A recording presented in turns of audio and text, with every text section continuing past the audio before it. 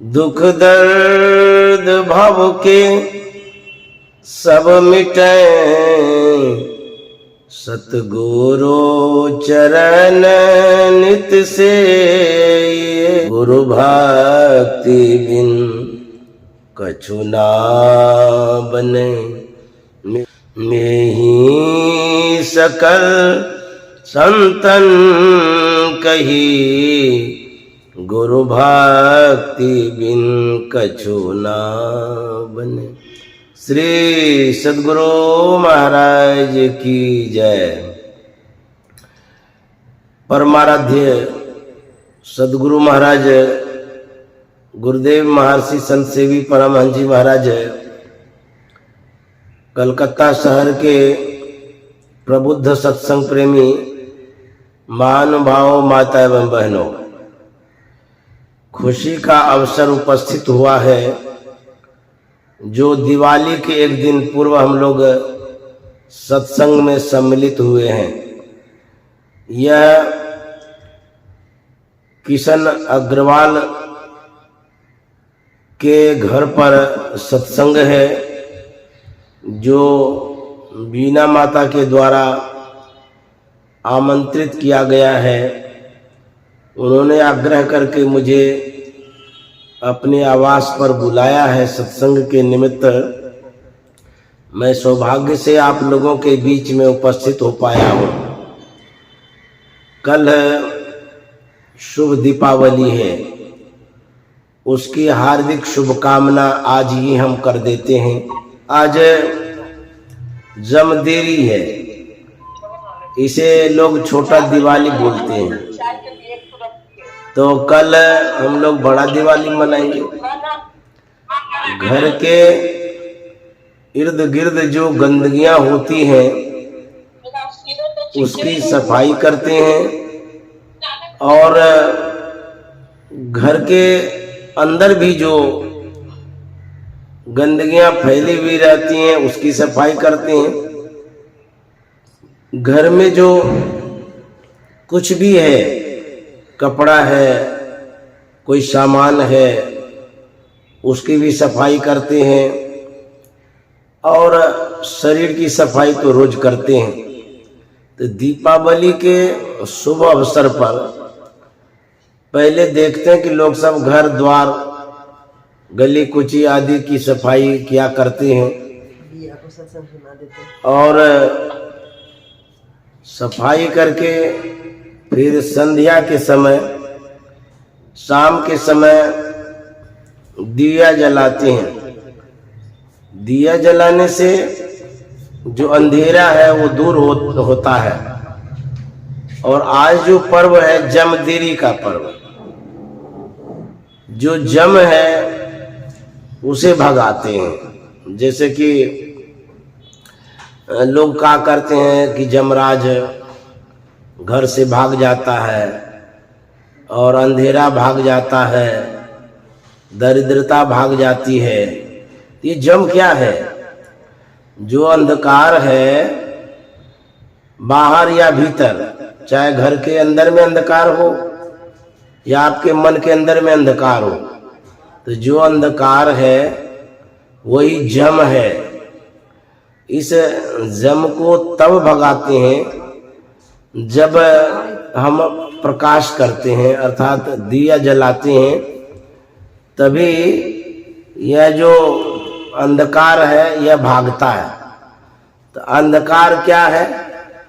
तो अंधकार है अज्ञानता, अंधकार है जम, अंधकार है दरिद्रता, अंधकार है दुख, अंधकार है वज्र केवाड़। यही अंधकार अज्ञानता है, यही जम है। जहाँ तम है वहाँ जम है, जहाँ अंधेरा है वहीं दुख है। राधा स्वामी साहब कहते हैं, इस नगरी में तिमिर समाना, भूल भरम हर बार, खोज करो अंतर उजियारी, छोड़ चलो नो द्वार। किस नगरी में?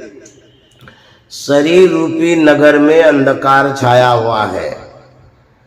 तिमिरमन अंधकार होता है।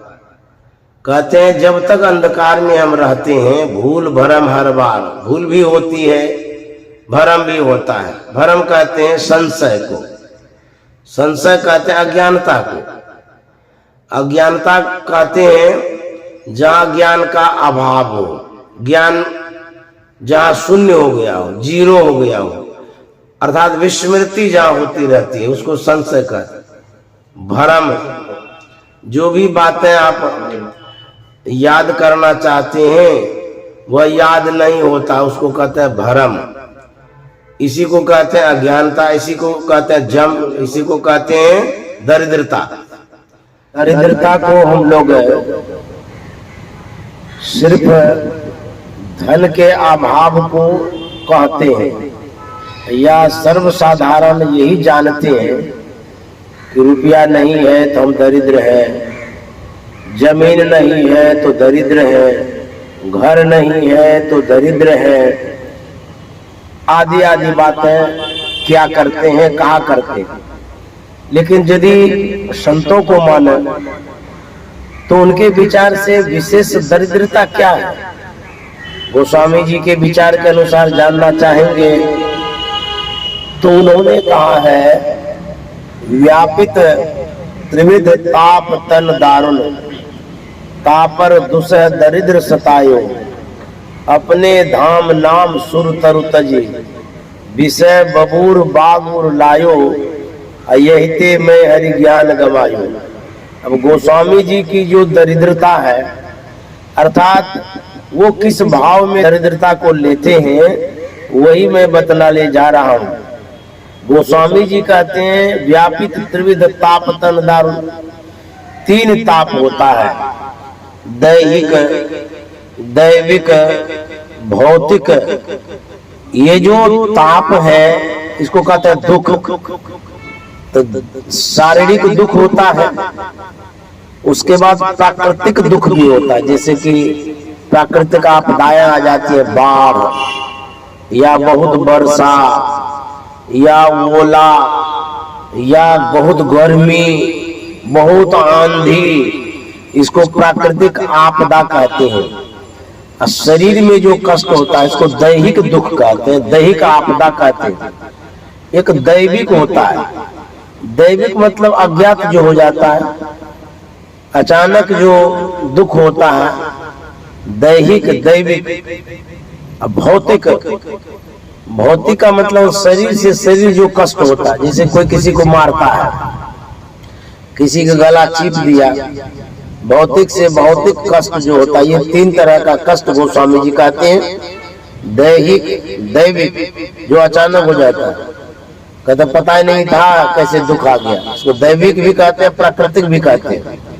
दैहिक, दैविक, भौतिक, ताप, ये जो दुख है यह तो दुख है ही, लेकिन सबसे विशेष दुख क्या है? गोस्वामी तुलसीदास जी महाराज कहते हैं कि तापर दुसह दरिद्र सतायो। इन तीन दुखों के अतिरिक्त जो विशेष दुख है वह दरिद्रता वाली दुख है। ये दरिद्रता क्या है? दरिद्रता ये ज्ञान का अभाव है, बुद्धि का अभाव है, विद्या का अभाव है, अज्ञानता छा गई है। ज्ञान के अभाव को विशेष दुख कहा गया है, अर्थात विशेष दरिद्रता की श्रेणी में लोग आ जाते हैं। ज्ञाने हीना पशु भी समान, यहाँ तक कहा दिया जिसके पास ज्ञान नहीं है वो पशु के समान है। तो यहाँ गोस्वामी जी कहते हैं जो ज्ञान का अभाव है, यह जो अभाव है ये सबसे बड़ा दुख है, सबसे बड़ा कष्ट है, सबसे बड़ी दरिद्रता है ज्ञान का अभाव। ज्ञान नहीं होना ये सबसे बड़ी दरिद्रता है। हम लोग भोजन एक दिन नहीं करेंगे तो किसी तरह से पानी पी करके भी जीवन बिता लेंगे। यदि एक दिन के लिए आपके पास से ज्ञान हट जाए, बुद्धि हट जाए, विवेक हट जाए, समझदारी हट जाए, एक दिन में आप नासमझी के कारण, अज्ञानता के कारण आप कुआं में भी कूद सकते हैं, पानी में भी कूद सकते हैं, ट्रेन के नीचे भी आ सकते हैं। तो इस तरह से जिसके पास ज्ञान नहीं है उसके पास धन से भी विशेष दरिद्रता है। अर्थात धन वाले उतने दरिद्र नहीं है, जैसे कि धन आपके पास नहीं है आप उतने दरिद्र नहीं है, लेकिन यदि आपके पास ज्ञान नहीं है आप सबसे विशेष दरिद्र हैं। तो यहाँ पर कहा गया है ज्ञान के बिना जो व्यक्ति है वो दरिद्र है, उसको दूसरा दुख होता है, तापर दूसरा दरिद्र सताई। ये जो अज्ञानता वाली बात है ये दरिद्रता सबसे बढ़कर के है। जमीन की दरिद्रता कम है, घर की दरिद्रता कम है, रुपये पैसे की दरिद्रता कम है। किसकी अपेक्षा? ज्ञान की अपेक्षा। यदि आपके पास ज्ञान नहीं है आप सबसे विशेष दरिद्र हैं। शास्त्रों में कहा गया है कि धनवान जो होते हैं, राजा लोग जो होते हैं, अपने राज्य में पूजित होते हैं। जो ज्ञानवान होते हैं, ज्ञानी होते हैं, वो सर्वत्र पूजे जाते हैं। तो ज्ञान का विशेष महत्व है। इसीलिए तुलसीदास जी महाराज ने कहा जिनके पास ज्ञान नहीं है वो सबसे बड़ा दरिद्र है। उपनिषद में भी लिखा गया है भारो अविवेकिन शास्त्रम भारो ज्ञानं चौराजन अशांतस्य मनो भारो भारो नात्म विदो वपो। कहते हैं जो अविवेकी है अर्थात जिनके पास ज्ञान ही नहीं है, कहते हैं उसके लिए क्या भार है? शास्त्र भार है। शास्त्र की बात कहेगा वो समझेगा नहीं। भारो अविवेकिन शास्त्र भारो ज्ञानं चौराजन।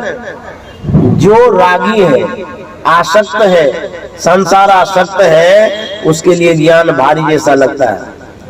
अशांत से मनोभारो, जिनका मन अशांत हो गया है, टेंशन में है, मन दुखी जिनका हो गया है, कहते हैं अशांत से मनोभारो, उसके लिए उसी का मन भारी हो जाता है।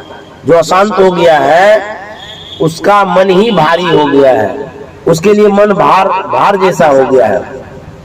और कहते हैं अशांत से मनोभारो भारो न विदो बपो, जो आत्मज्ञानी नहीं है उसके लिए शरीर भार है। यदि ज्ञान होता है आपका जीवन सहज, सरल, सुगम और हल्का हो जाता है। जीवन में कोई चीज भारी नहीं होता है, कोई टेंशन नहीं होता है। तो इसीलिए ज्ञान की आवश्यकता है। हम लोग जो दीपावली मना रहे हैं, बाहर के दीपावली से बाहर का जो ज्ञान है, धन है, संपत्ति वही प्राप्त होगा। और यदि अंदर की दीपावली मनाएंगे, ध्यान करेंगे, तो आपको भीतर का ज्ञान होगा। वह ज्ञान प्राप्त करके आप जो है ना अपने जीवन को सफल बना सकते हैं। कहते हैं कि जो योग है, योग हीनम कथम ज्ञानम मोक्षदम भवति ध्रुवम योगो भी ज्ञान हीनस्तु नक्षमो मोक्ष कर्मणि।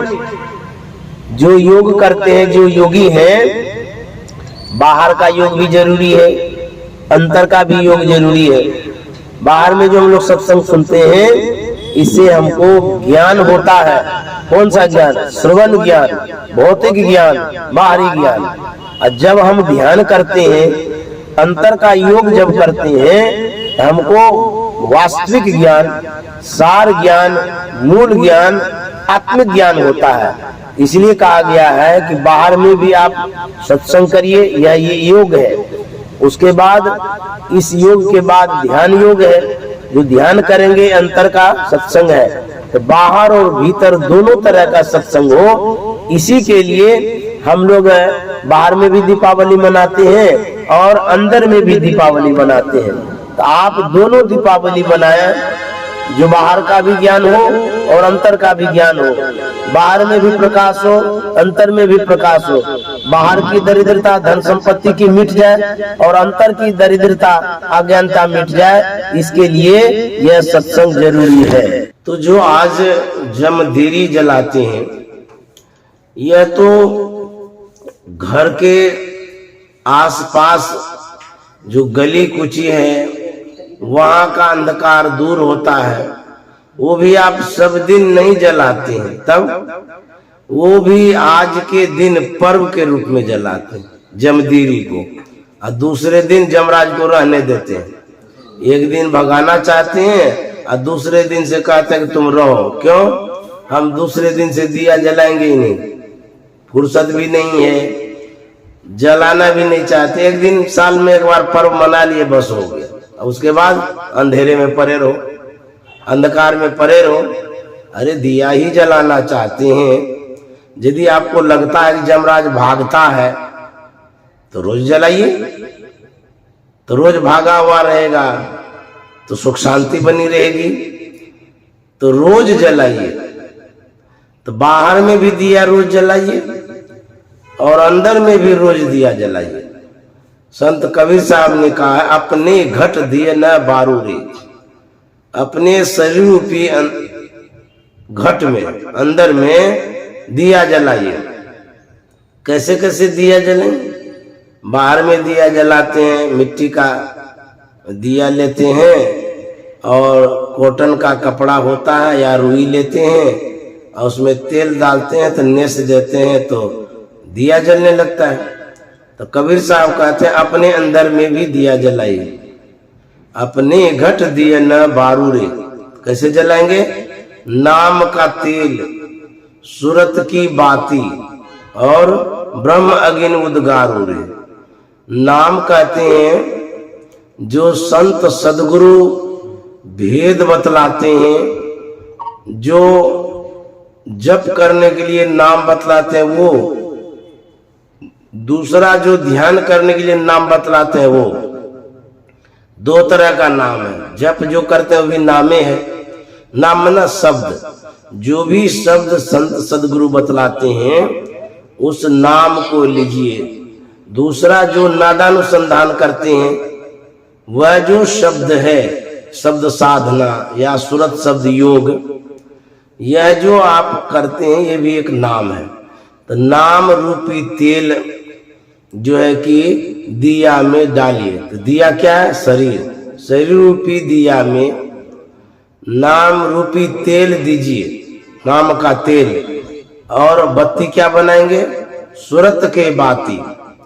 जो सूरत है, सूरत माने ख्याल, जो आपका ख्याल है, अर्थात जो बहिर्मुखी ख्याल है, वो बहिर्मुखी ख्याल को अंतर्मुख करिए। अर्थात जो हमारी दृष्टि फैली हुई है, सूरत जो फैली हुई है, जो पसरी हुई है, कहते हैं उसको समेटो। तो आप जो बत्ती बनाते हैं, तो जैसे रुई का बनाते हैं तो रुई तो फैली हुई है, तो उसको क्या करते हैं? चुटकी से उसको नोकदार बनाते हैं, पतला बना देते हैं। या सूती का जो कपड़ा होता है उस कपड़े को आप मोड़ते हैं, मोड़ते मोड़ते पतला बना लेते हैं, तब न बत्ती होती है। तो संत महात्मा कहते हैं हमारी जो सूरत है, सूरत फंसी संसार में, ताते परिगा दूर, और सूरत बांधे सुस्थिर करो, आठों पहर हुजूर। सूरत जो पसड़ी हुई है, फैली हुई है, कहाँ? विषय में, संसार में। ख्याल जो हमारा भटका हुआ है, कहते हैं गुरु युक्ति के द्वारा, भजन भेद के द्वारा, साधन विशेष के द्वारा उस फैले हुए सूरत को समेटो। तो जब कोई सामान पसरा हुआ रहता है तो चौड़ा चौड़ा रहता है, पसरा हुआ है। जैसे मान लीजिए चादर है, आपकी चादर पसड़ी हुई है, उसको जब समेटेंगे तो वो गोल गोल हो जाएगा, उसके बाद उसका ऊर्ध्वगमन भी हो जाएगा, तो चादर भी पतली हो जाएगी। जो पसड़ी हुई है समेटने से वो पतली हो जाएगी। उसी तरह से हमारी जो सूरत पसरी हुई है संसार में, जब हम समेटेंगे तो वह सूरत पतली हो जाएगी। इसीलिए कहते हैं कि इसको बत्ती बनाओ, मतलब सूरत को समेटना, सूरत की बत्ती हो जाएगी। नाम का तेल हो गया और सूरत की बत्ती, यह बत्ती हो गई उसके बाद कहता ब्रह्म अग्नि उद्गारू। ब्रह्म अग्नि क्या है? जब दृष्टि योग करते हैं, दृष्टि योग की क्रिया में दोनों दृष्टि धारों को मिलाते हैं, जोड़ते हैं। कहाँ पर जोड़ते हैं? गुरु इंगित स्थान पर। जब भजन भेद लेते हैं उस समय आपको संकेत रूप में समझाया जाता है कि दृष्टि का सिमटाव इस तरह से करना है, यहाँ करना है। जब आज्ञा चक्र में दृष्टि को समेटते हैं तो दोनों दृष्टि की धारें जब मिलती हैं उस समय क्या होता है? कहता दृष्टि टिके।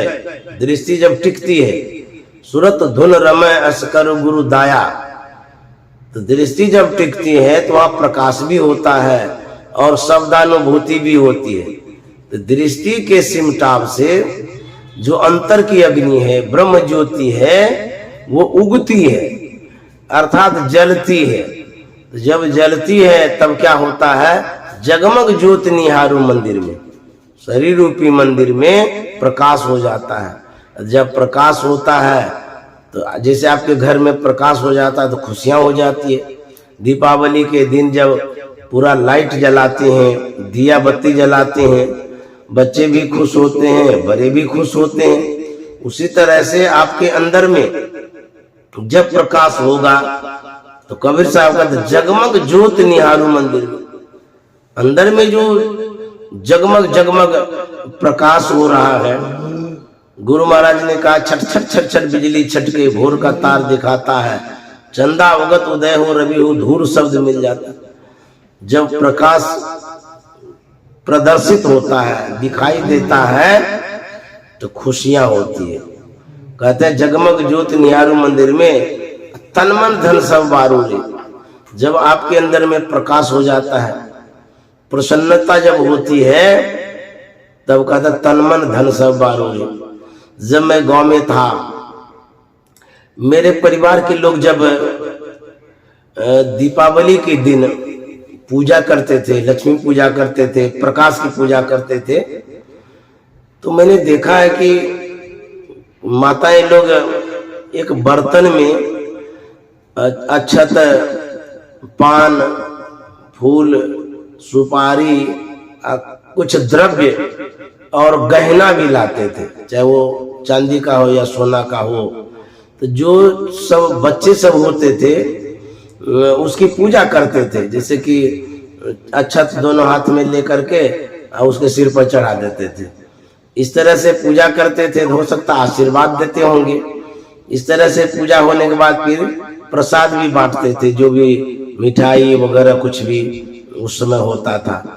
तो हम लोग भी जो बच्चे थे उन लोगों को बतलाया जाता था कि अब तुम लोग सबके घर में जाओ, जो परिवार के सदस्य हैं सबको प्रणाम करो, आप प्रणाम करके आशीर्वाद लो। तो हम लोग घरे घर जाते थे, बड़े को प्रणाम करते थे, बुजुर्ग को प्रणाम करते थे, जो कुल परिवार में सदस्य होते थे उनको प्रणाम करते थे।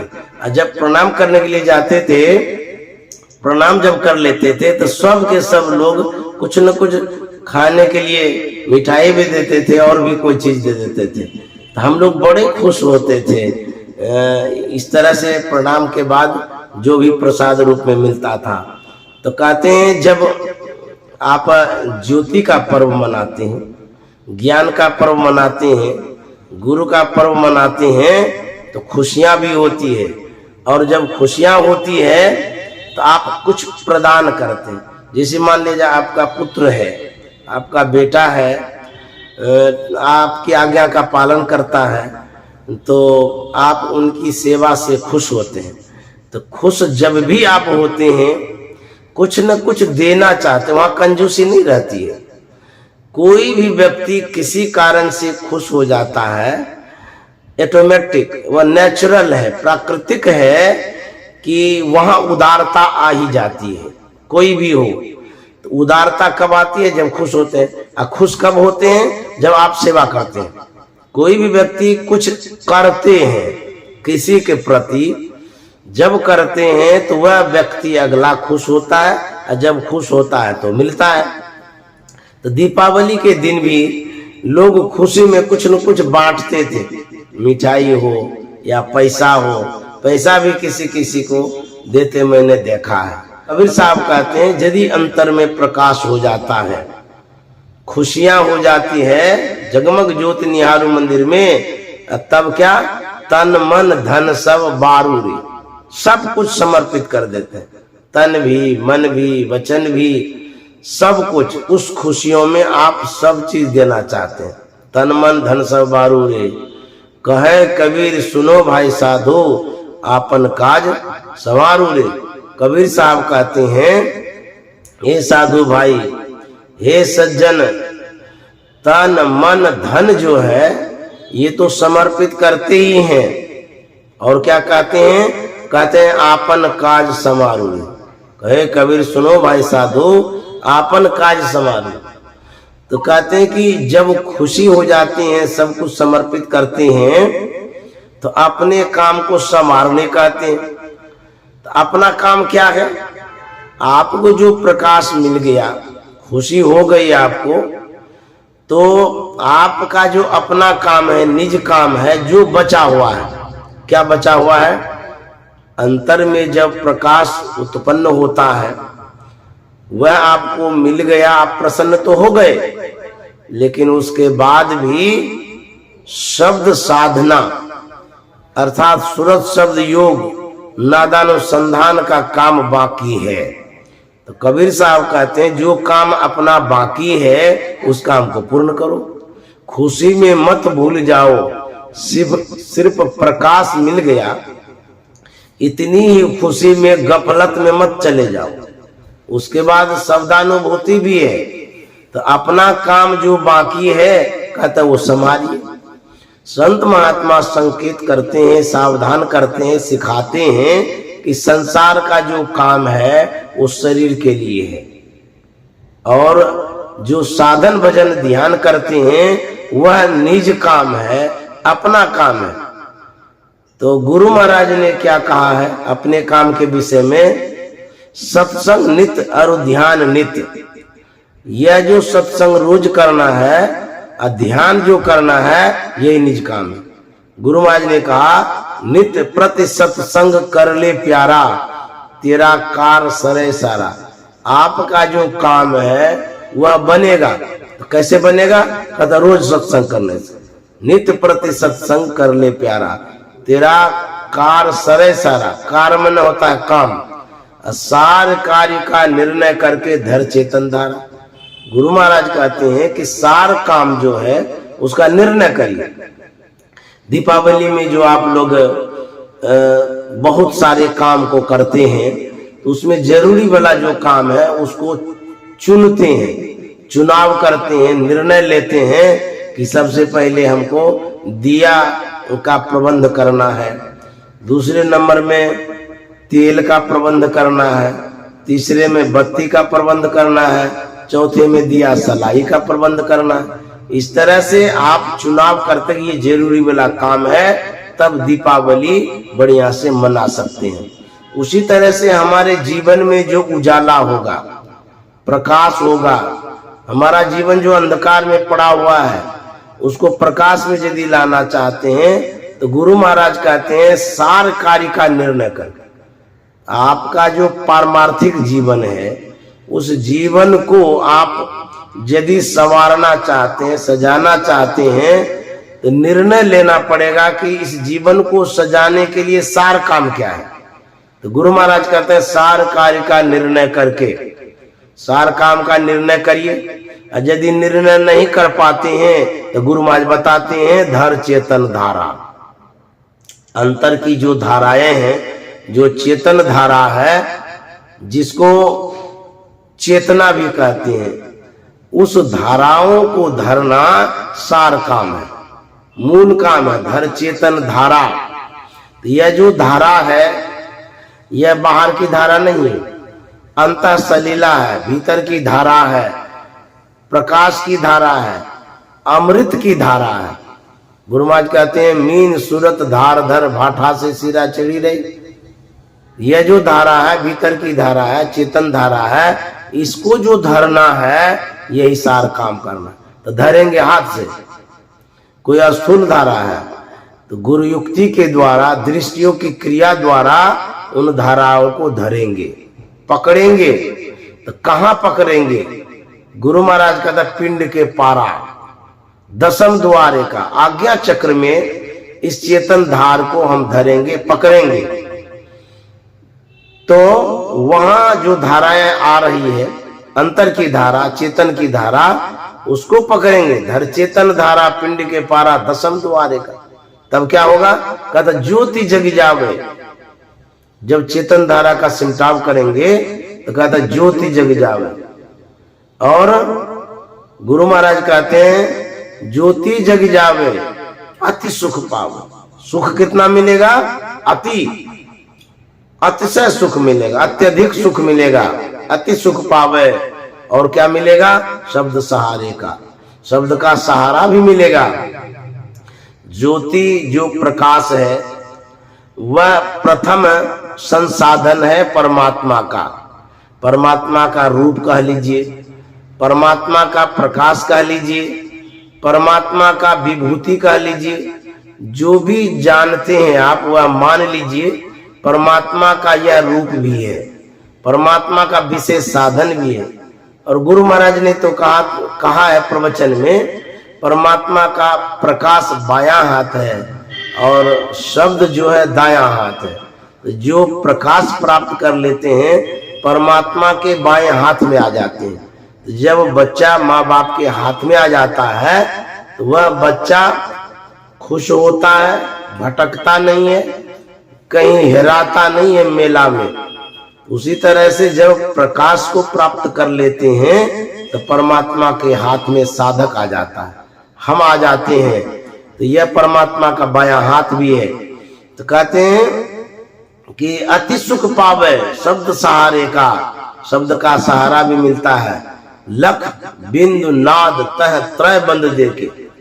आगे गुरु महाराज कहते हैं लखो, अर्थात देखो। क्या देखना है? बिंदु को देखो।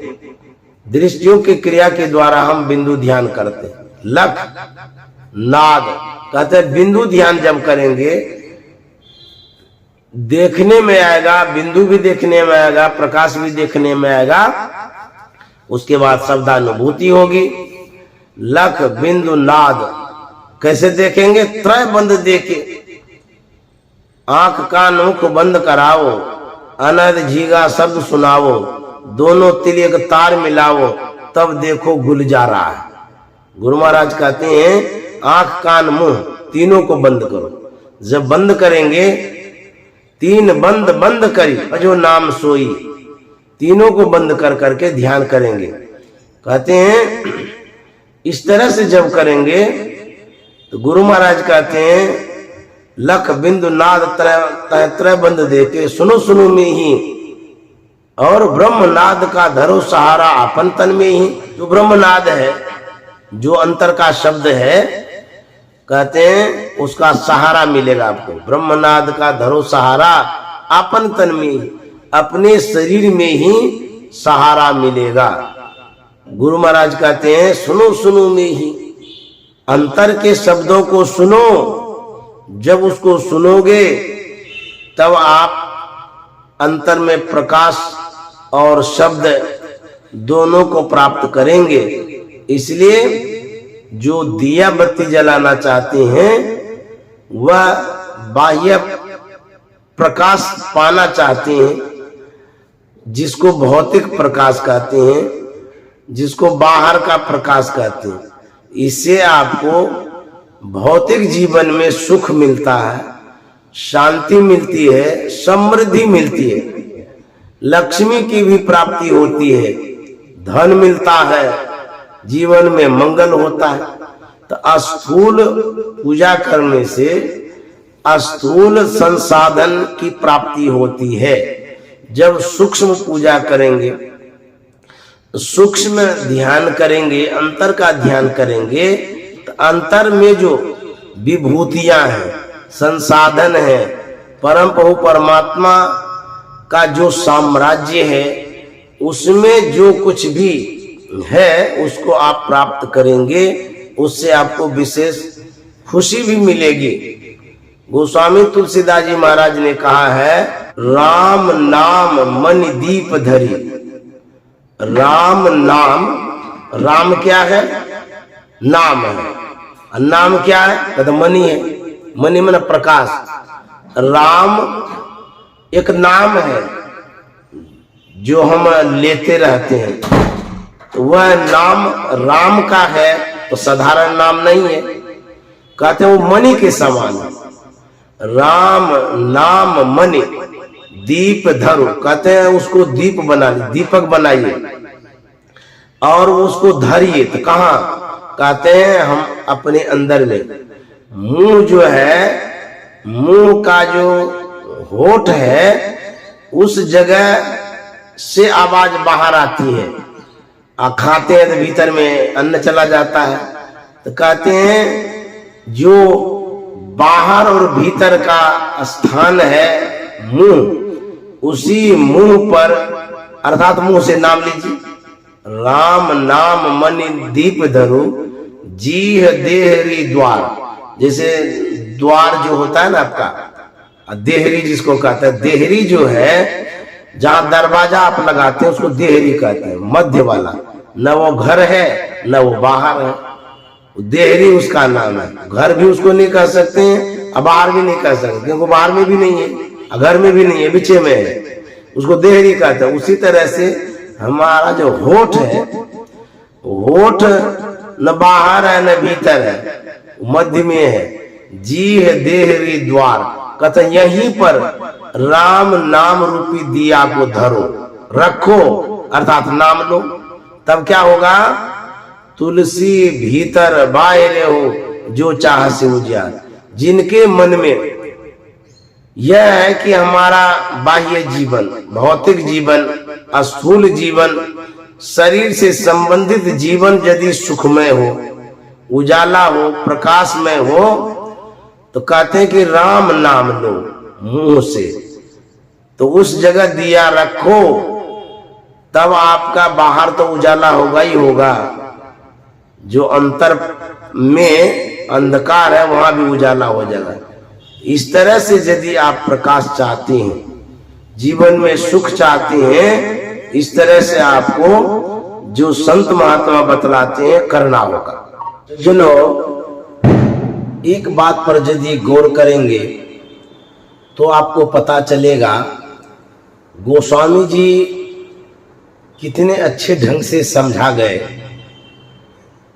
जो कहा गया है कि जीव देहरी द्वार, इस विषय में मैं आपको ख्याल दिलाना चाहता हूं। जब हम लोग गांव में दिया जलाते हैं तो देहरी पर भी जलाते हैं। जब दरवाजे पर जलाते हैं, जहां केवाड़ रहता है, उस सेंटर पर, बीच पर जब दिया जलाते हैं, तो गौर करिएगा दिया की जो रोशनी है वह बाहर में भी प्रकाश कर जाता है और घर के अंदर में भी प्रकाश कर जाता है। यदि दिया को घर के भीतर रखेंगे तो बाहर वो प्रकाश नहीं फैल सकता है, बाहर रखेंगे तो भीतर भी नहीं प्रकाश होगा। तो जब बीच में रखते हैं, सेंटर में, जिसको देहरी बोलते हैं, तो बाहर भी प्रकाश, अंदर भी प्रकाश।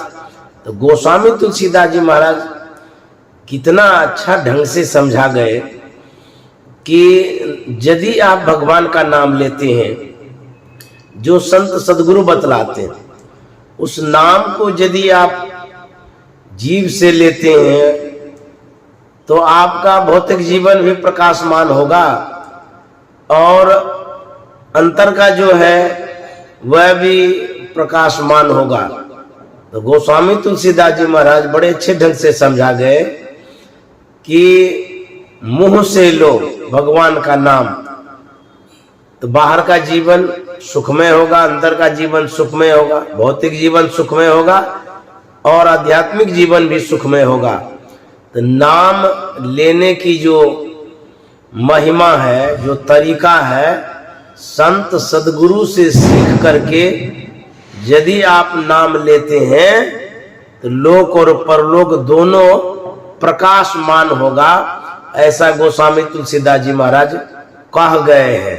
जब तक नहीं करेंगे तब तक आपका जो जीवन है, जो भौतिक जीवन है, आध्यात्मिक जीवन है, दोनों जीवन में सुख चाहती हैं तो ध्यान करना होगा, नाम लेना होगा।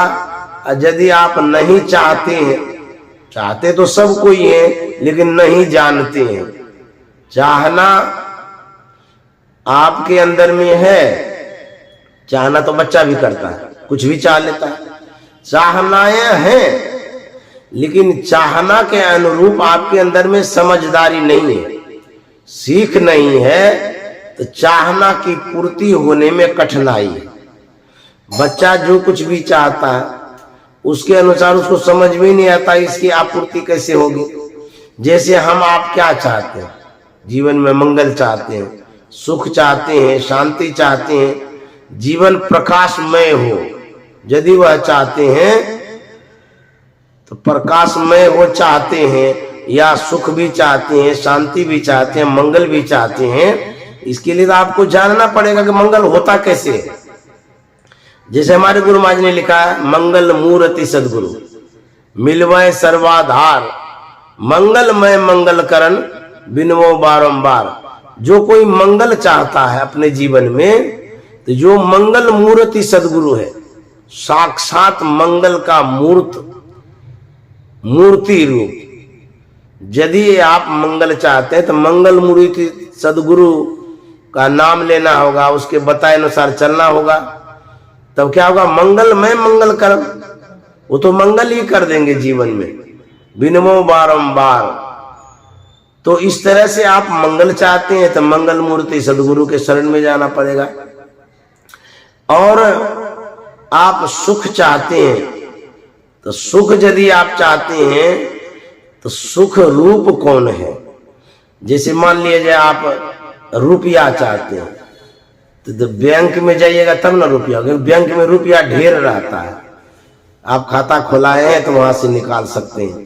तो जहां जो कुछ भी है वहां जब आप जाएंगे तो वहां से मिलेगा। वस्तु कहीं ढूंढे कहीं भी दिया व्यात का कबीर तब पाइए जब भेदी लीजिए सा। वस्तुएं कहीं और है, खोज कहीं और हो रही है, इसीलिए आपकी जो इच्छा है उसकी पूर्ति नहीं होगी। तो सुख यदि चाहते हैं तो कहां जाएंगे, तो कहते हैं सतगुरु सुख के सागर, शुभ गुण आगर, ज्ञान उजागर है। तो सुख यदि आप जीवन में चाहते हैं तो सुख के सागरे हैं कौन, सदगुरु। जैसे मान लीजिए आप पानी चाहते हैं तो कुआं में जाइए, कुआं के पास जाएंगे, क्योंकि कुआं में पानी की अगाधता है, विशेषता है। या तालाब में जाएंगे, गंगा में जाएंगे, सागर में जाएंगे, अथवा यदि आपके घर में जितने लीटर का बर्तन है उसमें जो पानी रखा वहां जाएंगे तो वहां से लेंगे। ठीक उसी तरह से यदि सुख चाहते हैं तो कितना सुख चाहते हैं, थोड़ा सा चाहते हैं, नहीं थोड़ा सा में संतुष्टि नहीं होगी, कितना चाहता है, ढेर। अच्छा मान लीजिए 5 बूंद आपको सुख चाहिए, तो कहेंगे उससे क्या होने जाने वाला। तब जीवन भर सुख चाहिए तो सुख यदि ढेर चाहिए तो सदगुरु सुख के सागर, संत सदगुरु हैं सुख के सागर, सागरे हैं वो। शुभ गुण आगर, आप मंगल चाहते हैं, शुभ चाहते हैं तो उसके भी वो आगर है, सागर है। ज्ञान उजागर है, ज्ञान चाहते हैं तो ज्ञान के भी वो सागर है। मंगल चाहते हैं तो मंगल मूर्ति सदगुरु हैं, सुख चाहते हैं तो सदगुरु सुख के सागर हैं, शुभ गुण आगर हैं। तो आपको और क्या चाहिए, धन चाहिए, तो धन यदि आपको चाहिए तो उसके लिए आप लक्ष्मी की पूजा करते हैं, दिया जलाते हैं, लक्ष्मी की मूर्ति भी रखते हैं, तो उसके लिए आप धन खोजते हैं। लेकिन आपको यह जरूर जानना चाहिए धन कुबेर कौन है, धन कहां पर गड़ा हुआ है। जिस लक्ष्मी की हम पूजा करते हैं उससे जो धन आप चाहते हैं वो लक्ष्मी किसके बस में है? लक्ष्मी है संतन की चेड़ी। अरे वो तो संत के चरणों की चेड़ी है। तो आप यदि धन भी चाहते हैं तो कहाँ जाना होगा? तो संत के शरण में जाना पड़ेगा। क्यों? धन की जो लक्ष्मी है, धन देने वाली, वो तो संत के कब्जे में है। अब बुझिए, तो आप धन चाहते हैं तो लक्ष्मी की पूजा करते हैं, तो संत की पूजा कर लेंगे तो ऑर्डर नहीं कर देंगे कि उनके पास तुम जाओ, तो तब जाकर के आपके पास धन हो जाएगा, सुख भी हो जाएगा, मंगल भी हो जाएगा। मंगल, सुख और धन, इसके अतिरिक्त आप क्या चाहते हैं? कहते हैं नहीं, ये तो बहुत हो गया, इतना ही तो चाहिए। कोई भी आदमी है उसको धन चाहिए, कोई भी आदमी है उसको सुख चाहिए, कोई भी आदमी है मंगल चाहिए, यही तो चाहते हैं सब कोई। तो इतना तो संत सदगुरु के शरण में जाकर के मिलेगा। आप बाड़ी बाड़ी से किसी देवता की पूजा करते हैं, और यदि एक ही देवता संत सदगुरु की पूजा कर लीजिएगा तो सब कुछ मिल जाएगा कि नहीं मिल जाएगा? तो सब कुछ यदि चाहते हैं तो संत सदगुरु के बताए अनुसार साधना करेंगे तब मिलेगा। अन्यथा आप खोदते रहिए कुआं, जितना आपको खोदना है खोदते खोदते परेशान हो जाइएगा। लेकिन सुख का जो स्रोत है, सुख की जो धाराएं हैं, शायद ही आपको मिले। जैसे कि कोई पानी के लिए खोदता है, परेशान होकर के खोदना छोड़ करके दूसरी जगह जाता है, फिर तीसरी जगह जाता है, फिर चौथे जगह जाता है। इस तरह से वो खोदता जरूर है लेकिन परेशान हो जाता है। तब जब भेदी आप लीजिएगा, रहस्य जानने वाले को लीजिएगा, जो कोई जानते हैं भेद को, तब जाकर के आपको सुख मिलेगा, सही में शांति मिलेगी। अन्यथा धन तो मिलेगा लेकिन धन का जो मूल स्रोत है वो नहीं मिलेगा। आप कमाएंगे जरूर, वृद्धि भी होगी, लेकिन जितना धन आपको चाहिए उतना नहीं मिल सकता है। आप मंगल चाहते हैं छोटा छोटा पूजा पाठ करके, लेकिन सदगुरु की पूजा यदि करेंगे तो मंगल की मूर्ति मिल जाएगी। आप पूजा करते रहिए, मंगल पाते रहिए। गिरजा संत समागम समन लाभ कछुआन, बिनु हरि कृपा न पावही, गावही वेद पुराण। हे गिरजा, संत समागम के समान दुनिया में कोई लाभ नहीं है। तो भगवान शंकर की भी बात मान लीजिए, माँ पार्वती की भी बात मान लीजिए, जिस किसी की भी बात मानना हो मानिए। रामायण की बात मानिए कि गीता की बात मानिए कि सदगुरु की बात मानिए। किसी बात को यदि आप मानेंगे तब तो आपको सुख शांति मिलेगी। एक संत हुए हैं गुलाल साहब, उन्होंने कहा उलट देखो घट में ज्योति पसार, बिन बाजे तय ध्वनि सब होवे, बिगस कमल कचनार। कहते उलटने के लिए तो क्या सिरासन करेंगे? नहीं नहीं नहीं, सिरासन नहीं करना है। जो बहिर्वृत्ति है, जो बहिर्मुखी मन हो गया है, उसको अंतर करो, भीतर करो, पिंड से ब्रह्मांड की तरफ ले जाओ, बाहर से अंदर के ले जाओ। हमारी जो सूरत है बहिर्मुखी हो गई है, उसको कहता अंतर करो। इस तरह से जब करेंगे तब कहते हैं आपके अंदर में उजाला होगा। इस बात को यदि नहीं जानेंगे तो भटकन होगा, दुख होते रहेगा, शाश्वत सुख शांति नहीं मिलेगी। एक बूढ़ी थी, शाम के समय उनके मन में हुआ कि साड़ी फट गई है, सुई खरीद करके ले आते हैं, सिल लेंगे तो कल पहनने के काम में आएगा। वह पास के दुकान पर जाती है, दुकानदार से सुई मांगती है। पैसा लेकर के दुकानदार ने उस बूढ़ी को सुई दिया। वह बूढ़ी शाम के समय सुई लेकर के आ रही थी, और जिस रास्ते से आ रही थी वो गली वाला रास्ता, अंधकार वाला रास्ता था और उभर खावर रास्ता। आ तो रही थी, उभर खावर जमीन में पैर जो लग गया तो उनकी हाथ हिल गई। हाथ हिलने से सुई गिर गई। वह बूढ़ी आगे बढ़ती है, चली जाती है जहां म्युनिसिपैलिटी का पोल था, जहां प्रकाश था, वहां ढूंढने लगती है। एक कोई सज्जन आ रहा था, उसने देखा कि बूढ़ी कुछ ढूंढ रही है। उसने कहा कि माताजी आप क्या ढूंढ रही हैं? बोले कि बेटा मेरी सुई खो गई है, वही ढूंढ रही हूं। उनके दिल में दया आ गई, तो सोचा कि माताजी को मदद कर देते हैं सुई खोजने में। तो वो भी मदद कर दिए, करने लगे, लेकिन सुई मिल नहीं रही थी। तब तक में एक और सज्जन आ गए। उसने पूछा कि आप लोग क्या खोज रहे हैं? बोले माताजी की सुई खो गई है, वही खोज रहे हैं। उसके भी मन में हुआ कि हम भी मदद कर देते, वो भी खोजने लगे। उसके बाद एक और आदमी आ गया। उसने पूछा कि आप लोग बहुत देर से खोज रहे हैं, क्या खोज रहे हैं? बोले कि माताजी की सुई खो गई है, उसी को खोजने में हम लोग मदद कर रहे हैं। तीसरे सज्जन ने माताजी से पूछा कि माताजी ये बतलाइए सुई गिरी कहाँ है?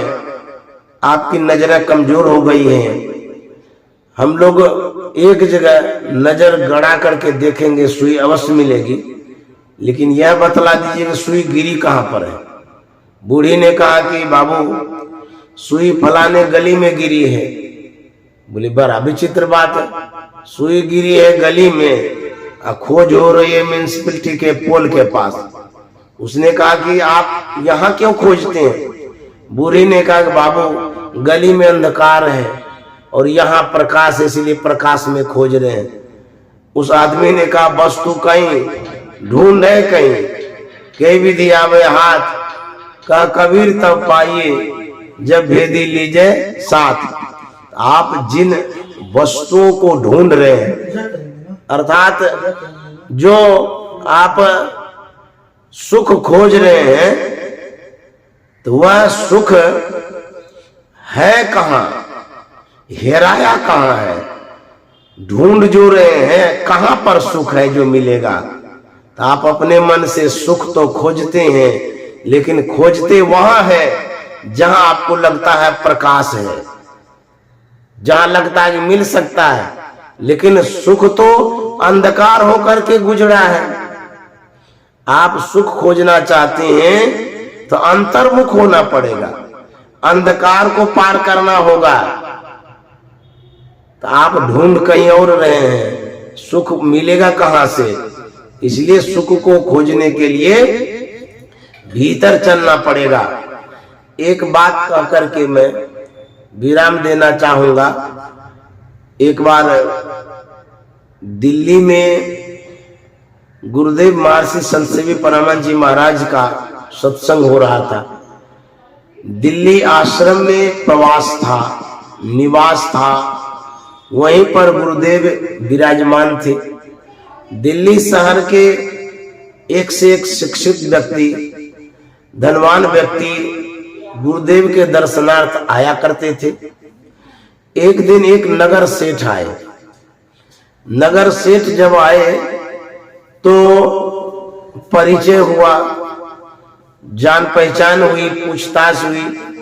गुरुदेव ने उनसे परिचय लिया तो नगर सेठ ने कहा था, नगर का सेठ हूं, मेरे पास धन की कमी नहीं है, मैं करोड़पति हूं। तो गुरुदेव ने कहा कि मैं आपकी क्या सेवा करूं? आप तो करोड़पति हैं, हम करोड़पति हैं। यहां आने का क्या रीजन है, क्या कारण है, क्यों आए आप? धन की तो कमी है नहीं। तो नगर सेठ ने कहा था कि महाराज धन तो मेरे पास बहुत है, लेकिन मन में शांति नहीं है, इसी कारण से आपके पास आया हूं। आपके अनुयायियों ने, सत्संगियों ने कहा कि एक संत आए हैं, चलिए दर्शन परसन करने, आशीर्वाद हो जाएगा तो आपको सुख शांति मिलेगी। इसी ख्याल से मैं आपके पास आ गया हूं। तो गुरुदेव ने कहा कि यदि शांति किसी शहर में मिलती, बिकती, तो उस शांति को खरीद करके सबसे बड़े स्टोकर आप होते, क्योंकि आपके पास बहुत धन है, रुपया है, पैसा है, खरीद करके आप रख लेते जिस किसी को भी उसकी आवश्यकता पड़ती तो आपके यहाँ जाते खरीदने के लिए। लेकिन शांति किसी शहर में नहीं है, शांति किसी दुकान में नहीं बिकती है, शांति किसी शहर में नहीं मिलती है। तब कहते हैं शांति हमारे अंदर में है, खोज बाहर में हो रहा है। हमारे गुरु महाराज ने कहा है, नुकते सफेद सन्मुख झलके झला झली, सहरग में नजर थिर कर तज मन की चंचली। नुकते सफेद सन्मुख संतों ने कही यही शांति की असली। शांति को जो चाहता तज और जो नकली। नुकते सफेद सन्मुख।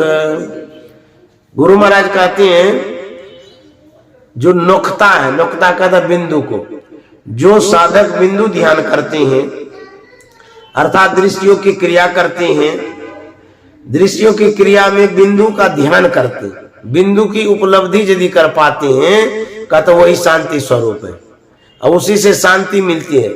यदि मन की शांति आपको चाहिए तो बिंदु ध्यान करिए, यदि धन की शांति चाहिए तो जो भी रोजगार है, जो भी काम है सो करते रहिए। धन की शांति बाहर में है, मन की शांति अंतर में है। मन की शांति के लिए ध्यान करना होगा और धन की शांति के लिए बगला ध्यान करना होगा। अर्थात दुकानदारी करिए, खेती करिए, नौकरी करिए, व्यापार करिए, कारोबार करिए। तो यदि शांति को चाहते हैं तो बिंदु ध्यान करना होगा, क्योंकि सभी संतों ने कहा है इसी माध्यम से शांति मिलेगी। यदि आप खाली धने की शांति चाहते हैं, पुत्र की शांति चाहते हैं तो धन के लिए जो स्थूल रोजगार काम है सो करते रहिए। तो संतों ने कहा आप लक्ष्मी की पूजा करिए, मनाही नहीं है, इससे आपका घर मकान दुकान जगमग करेगा। और लक्ष्मी पति की पूजा करना चाहते हैं तो ध्यान करिए।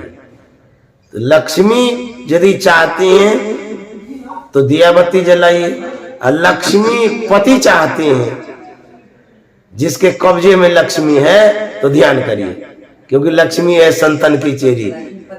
तो आज जो बीना माता जी ने सत्संग कराया जमदिरी के दिन, इनके घर का जम भाग गया होगा, क्योंकि जहाँ सत्संग की वार्ता होती है वहां अपशकुन नहीं रहता है, दुर्गुण नहीं रहता है, जम नहीं रहता है, दुख नहीं रहता है, दुख दरिद्र निकट नहीं आवे, सब भाग जाता है, दुख भी दरिद्र भी सब भाग जाता है।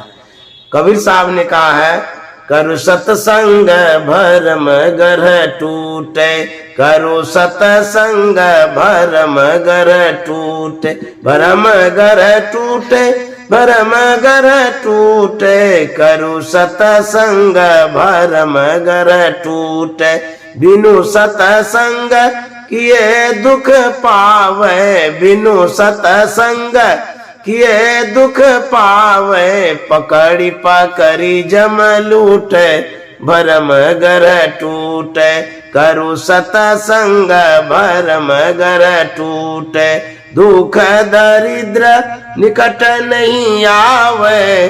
देखिए सत्संग करने से कबीर साहब कह रहे हैं कि होता क्या है, दुख दरिद्र निकट नहीं आवे और काल जाल भ्रम छूटे, भरम गर टूटे, करो सतसंग भरम गर टूटे, करो सतसंग भरम गर टूटे। कबीर साहब कहते हैं दुख दरिद्र जो अपशकुन है, टोटका जो है सब भाग जाता है, इसलिए सत्संग करना चाहिए। आज जो हमारे किशन लाल अग्रवाल बाबू ने सत्संग कराया वो भी उपस्थित हैं हम लोगों के बीच में और बड़े गौर से ध्यान से सत्संग सुन रहे हैं।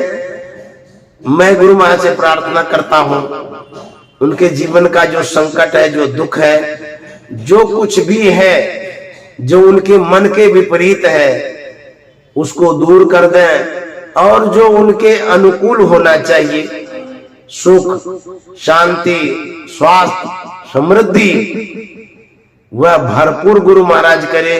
क्योंकि मैं महर्षि में आश्रम कुप्पाघाट भागलपुर से आया हूँ, बीना माता ने मुझे बुलाया है, बड़े सम्मान के साथ, खुशी के साथ, प्रसन्नता के साथ इन्होंने मुझे इस दीपावली के शुभ अवसर पर जो अपने आवास पर सत्संग के लिए बुलाया, इसी के कारण मैं शुभ कामना, मंगल कामना करता हूं और गुरु मां से प्रार्थना करता हूं कि गुरुदेव की ऐसी कृपा हो। बीना माता तो ध्यान करती ही है, साधना करती ही है, सत्संग भी कराती रहती है। यदि उनके मन में भी कुछ उपलब्धियां बाकी है, अंतर साधना की पराकाष्ठा बाकी है, अर्थात अंतर की उपलब्धियां यदि बाकी है, उस बाकी उधार को गुरु महाराज पूरा कर दें ताकि उनका जीवन भी धन्य धन्य हो जाए। उनके परिवार के लिए भी शुभकामना करता हूँ। उनके जो सुपुत्र हैं वो भी सत्संग में बैठे हैं और उनकी जो बहुएं हैं वो भी बैठी हुई हैं, सब बच्चे आए हैं सत्संग में। तो सबके लिए इस दीपावली के पूर्व बेला पर, जमदीरी के दिन शुभकामना मंगल कामना करते हैं। बाहर का भी जम भाग जाए, अंतर में जो तम है, जो अंधकार है, वो भी भाग जाए, यही इन श्रोताओं के लिए शुभकामना करता हूँ। और हमारे श्रोता ऑनलाइन वाले भी हैं, विद्यानंद बाबा बेस्ट चैनल से भी जुड़े हुए हैं, उन श्रोताओं के लिए भी मैं शुभकामना करता हूँ, मंगल कामना करता हूँ। जो हमारे चैनल से जुड़े हुए हैं, कल दीपावली खूब खुशी खुशी मनाइए, प्रसन्नता पूर्वक मनाइए, ध्यान भी करिए, सत्संग भी करिए, अंतर ध्यान के द्वारा भी ज्योत जलाइए। मैं आप सभी श्रोताओं से यही कहता हूं कि बाहर की भी दिवाली मनाइए, अंतर की भी दिवाली मनाइए।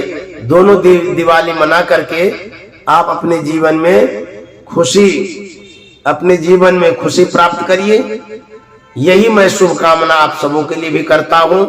और खूब बढ़िया से खाइए, खूब आनंद मनाइए। इन्हीं शब्दों के साथ वाणी में विराम। श्री सद्गुरु महाराज की जय।